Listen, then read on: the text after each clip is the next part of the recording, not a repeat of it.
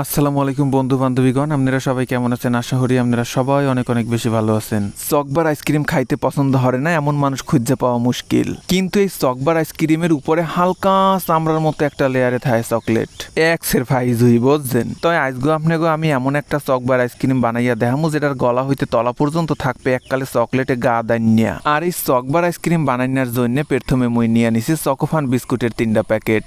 আপনারা চাইলে যে কোনো ধরনের চকলেট বিস্কুট দিয়া এই চকোবার আইসক্রিমটা বানাইয়া নিতে পারবেন।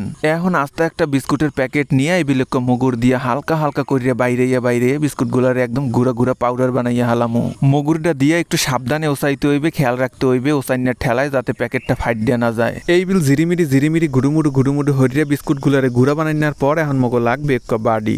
এখন এই বাড়ির মধ্যে ঢাইলে দেবো 10 টাকা দামের 2 প্যাকেট গুঁড়া দুধ।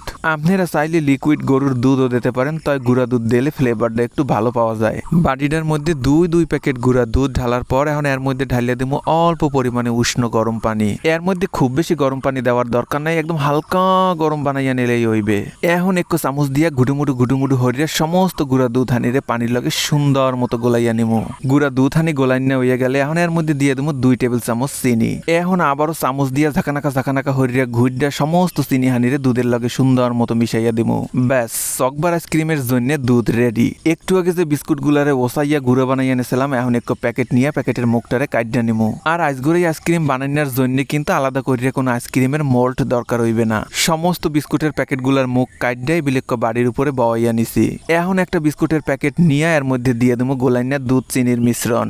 যতক্ষণ না পর্যন্ত সমস্ত বিস্কুটের গুড়ার লগে দুধ মিশিয়ে এককালে জল হইয়া যায় ততক্ষণ পর্যন্ত এর মধ্যে দুধের মিশ্রণ মিশাইয়া যাইতে হইবে।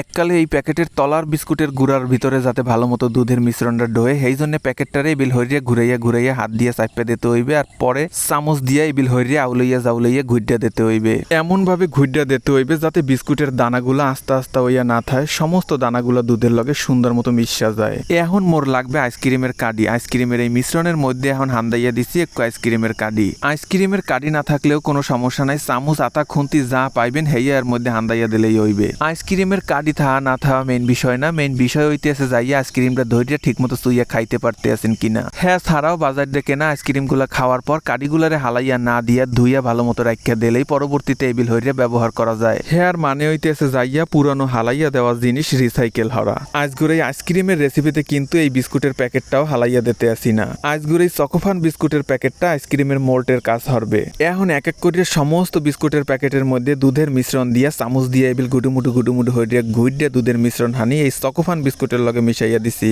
আবার এই চকোফান বিস্কুটের মিশ্রণটা কিন্তু খুব বেশি জল বানাইয়া যাইবে না। এই বিস্কুটের মিশ্রণের থিকনেসটা এমন থাকবে যাতে এর মধ্যে কাডি হান্দাইয়া দিলে কাডিটা পড়িয়া না যায়। এখন এই বিস্কুটের আইসক্রিম গুলা সেট হওয়ার জন্য এক বাড়ির মধ্যে এবিল খাড়া হইয়া রাখিয়া 12 ঘন্টার জন্য রাখিয়া দেবো ডিপ ফ্রিজের মধ্যে। 12 ঘন্টা পর এই যে দেখেন আইসক্রিম একদম পুরোপুরি সেট হইয়া গেছে। এখন এই প্যাকেটটারে এক ছুরি কাঁচি অথবা ব্লেড দিয়ে হালকা করিয়া চিরিয়া নিমু। এখন এই সেরা প্যাকেটটারে ধরিয়া ফ্যাত করিয়া টানিয়া আগামাতা চিরিয়া হেলামু। অবশেষে এই যে দেখেন আমাকে চকোফান বিস্কুটের চকবার আইসক্রিম কিন্তু রেডি। যে কোনো সময় চকবার আইসক্রিম খাইতে মনে চাইলে এবিল দুধ চিনি আর 1 প্যাকেট যদি চকোফান বিস্কুট থাকে হেলেই আপনারা সহজে বানাইয়া খাইতে পারবেন। এই আইসক্রিমটা বানাইনি এতটাই সহজ যে কোনো লেদা গুড়াগাড়াও এই আইসক্রিমটা খুবই সহজে বানাইয়া হালাইতে পারবে।